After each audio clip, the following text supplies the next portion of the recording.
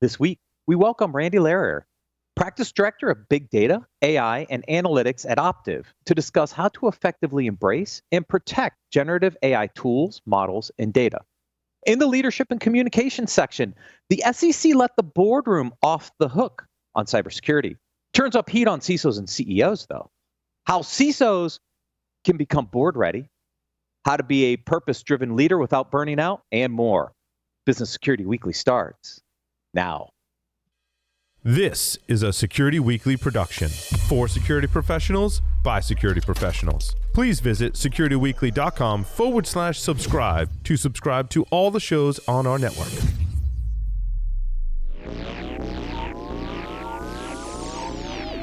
Broadcasting live from G-Unit Studios in Rhode Island, it's the show where we explore the business of security to improve the security of business. Your trusted source for actionable insights on leadership, communication, and innovation. Get ready for Business Security Weekly.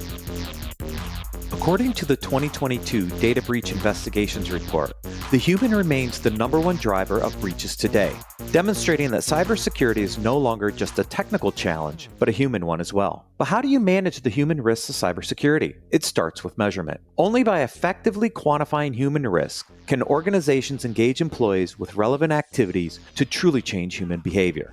That's human risk management. Map key human behaviors to the business risks that matter most to your organization for free by visiting securityweekly.com/living security. If your organization is ready to embrace edge computing, we have good news. The 2023 AT&T Cybersecurity Insights Report provides everything you need to know to get started. In the report, we identify the common characteristics of edge computing. We found edge use cases are rapidly coming online, and we reveal how to secure edge computing, which is a dynamic, nonlinear, and unconventional approach to computing. Most importantly, you'll learn how to prepare for your edge ecosystem. Get your complimentary copy of the report today by visiting securityweekly.com/ATT cybersecurity. That's securityweekly.com/ATT cybersecurity.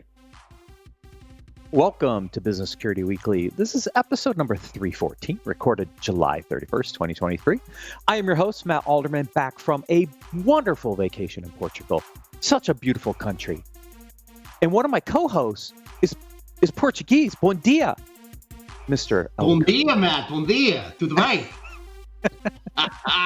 Tudo bem. I'm so glad that you had a great time in Portugal. I spent a lot of time there. In my youth growing up, lived there for almost 3 months every year. And you visited a lot of the places that I would go to. So I'm glad you had an awesome time. It's such a great country, and I can't wait to get back. Yeah, it was awesome. It's just so great.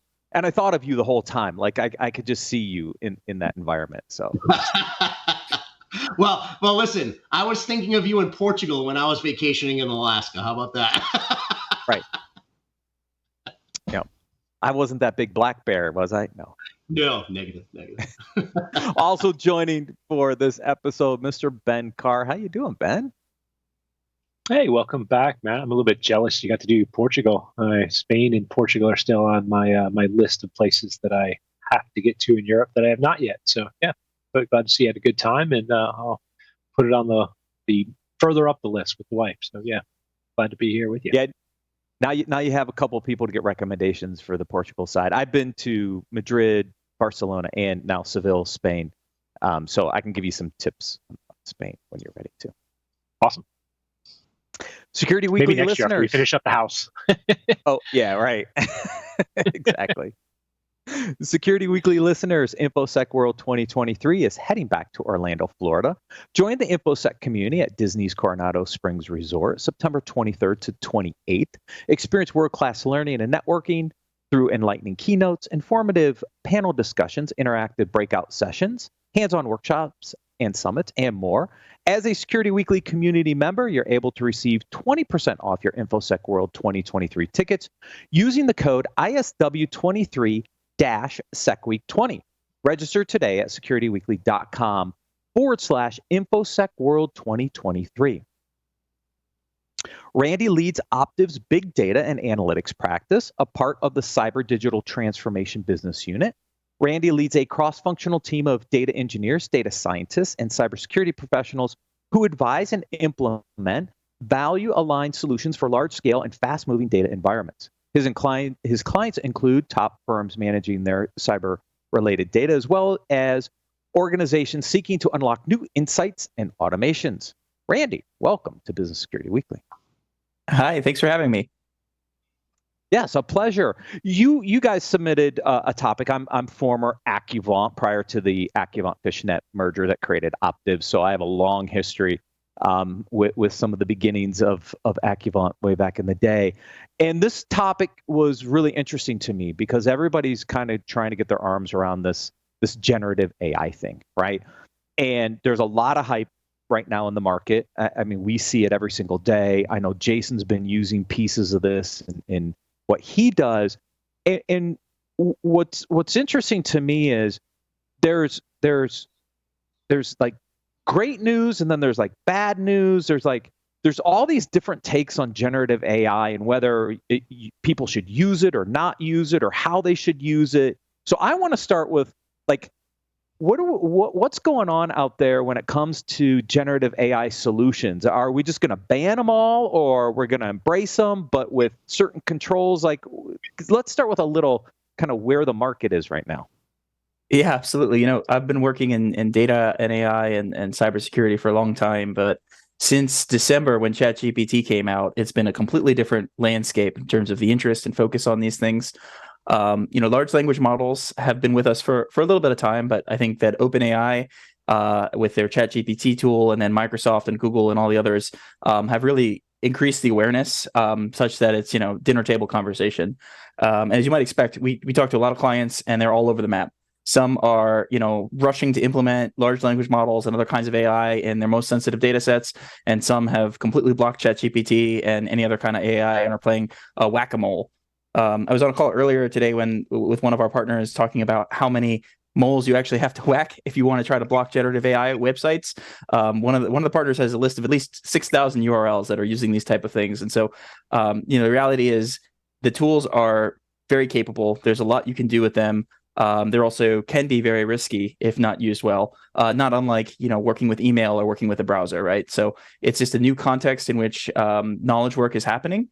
And it behooves us all to understand how it works, what it can do, what it can't do, and build controls and processes around how to do it securely.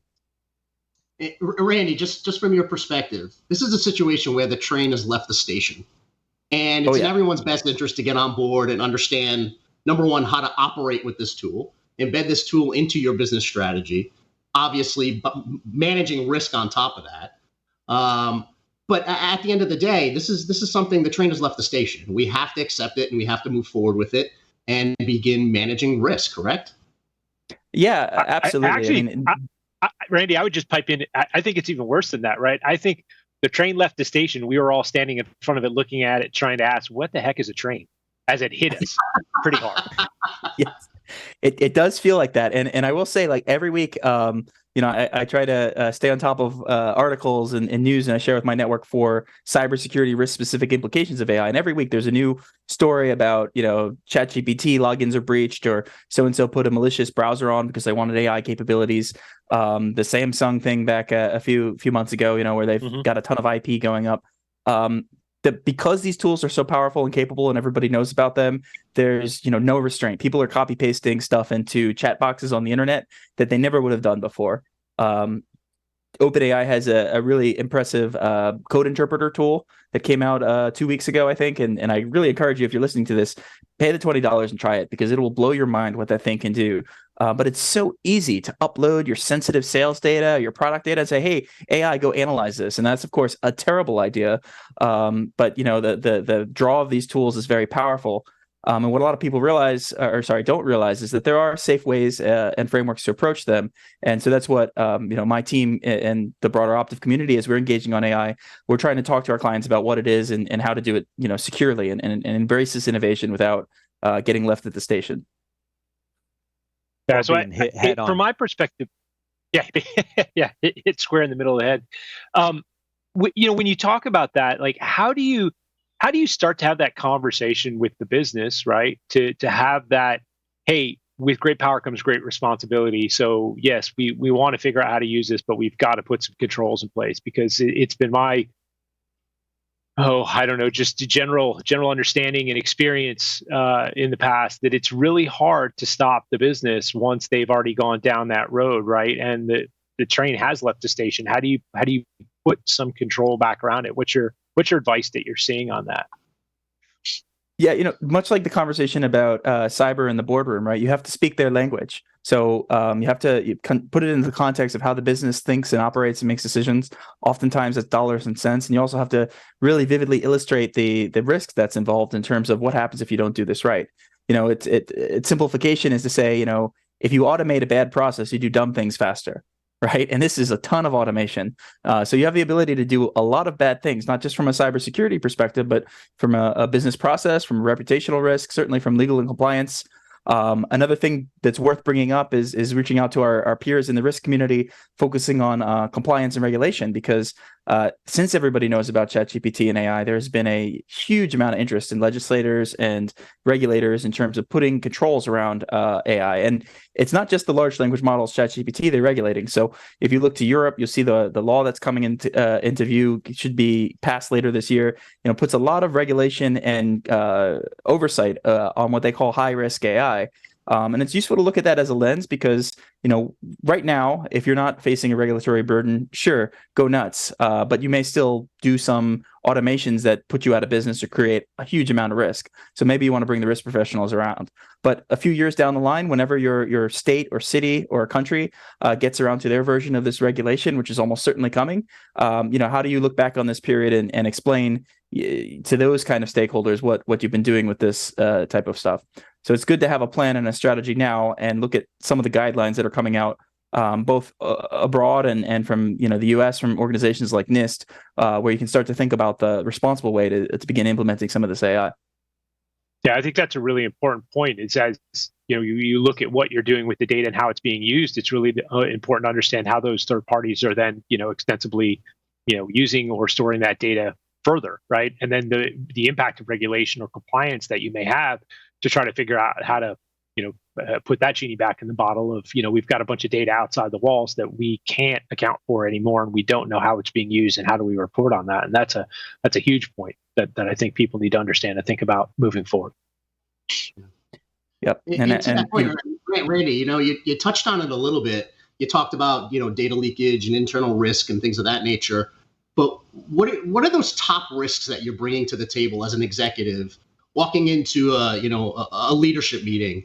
What are you seeing that handful of top risks where that can spawn the conversation, that can start a conversation with the rest of the C-level executives? Anything from data privacy to social engineering risks? What are those top risks that you're seeing being talked about right now?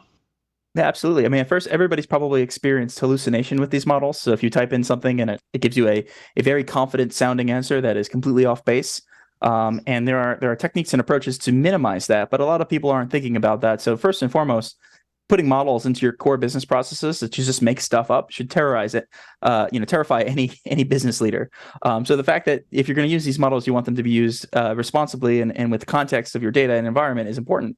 Then you shift onto that. Some of the models, have been trained on data sets that we don't know what's in them. We don't know what kind of legal and liability from a privacy perspective you might be taking on using them for commercial purposes.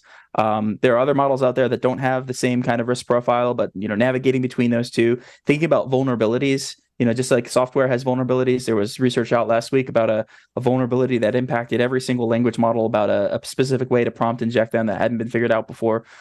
So these things are part of your technology stack. So again, the top risks are similar to what we've been talking about in cyber for a while, which is the giving away a capability for someone to do bad things to your environment, and also then all the risk of what your users might do with it, without proper training, supervision, and guidelines around what's acceptable or not.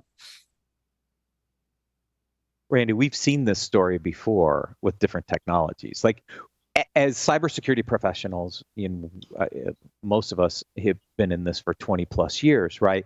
We've seen this stuff before, right? And we've still, as an industry, struggled. And I think the parallels to cybersecurity getting a seat in the boardroom and talking, understanding the business and the business risk are going to be some of the same challenges we have with generative AI tools, and how do we embrace those and how do we talk about the risks? Like, there's so many parallels here that it's almost scary to me, because as an industry, we've struggled to have those conversations and really help the business understand the risks.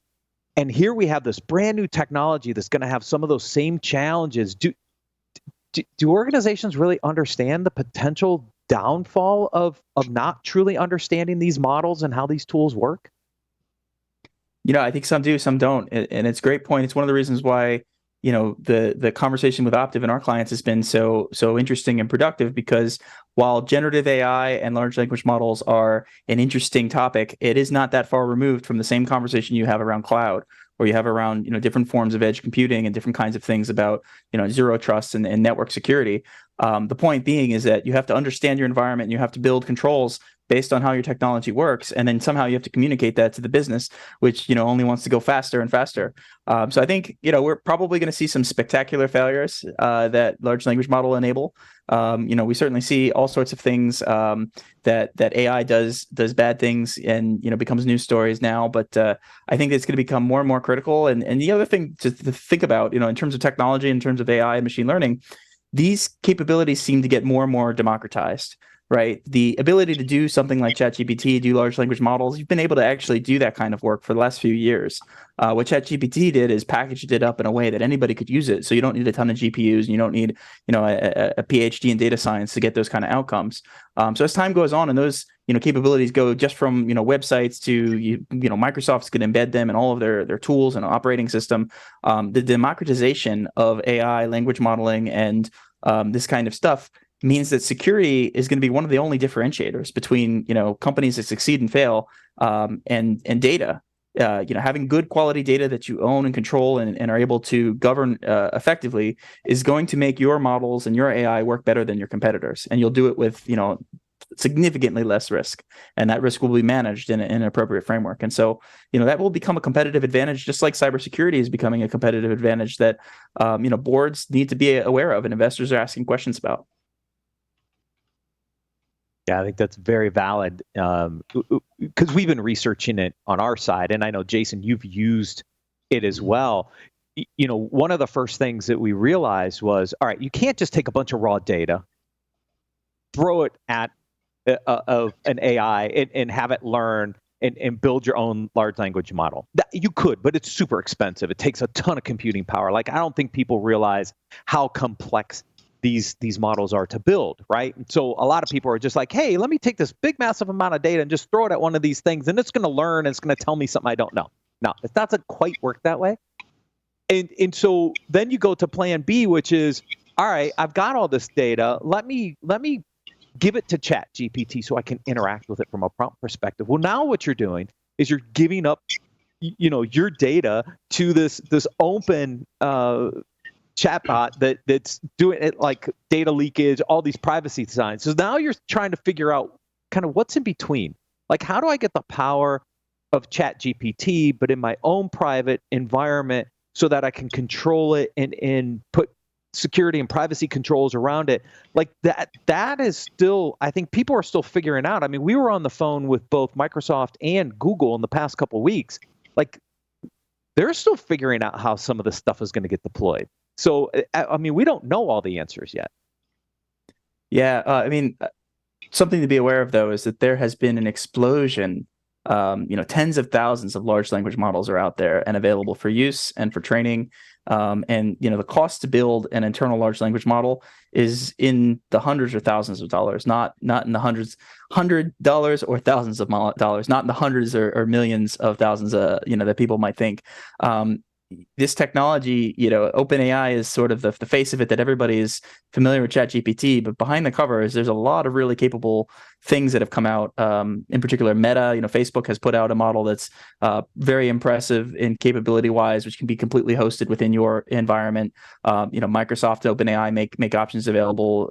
All of the big technology vendors do have secure alternatives to ChatGPT that let you do very similar thing. And then you have to recognize too that ChatGPT is trained for general use, so it's going to be good at a lot of things, and quite good at some things. But AI that you bring into your environment, that you tune or you build a context around, is going to be even better. And so we have the technology and capability now to build those models. A lot of organizations are. There's still some open questions though about how those get secured. What do you do from an assessment perspective before you put something into production? How do you monitor those things?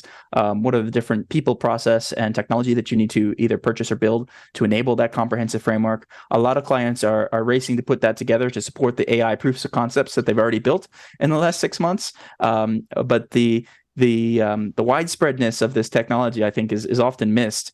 And one further point too is that's also true in the in the adversary sector in terms of what criminals have done. There was a story out 2 weeks ago. I think they've discovered Worm GPT, which is a specially trained variation of a language model that has no safety controls and is actually designed to help hackers do their job better.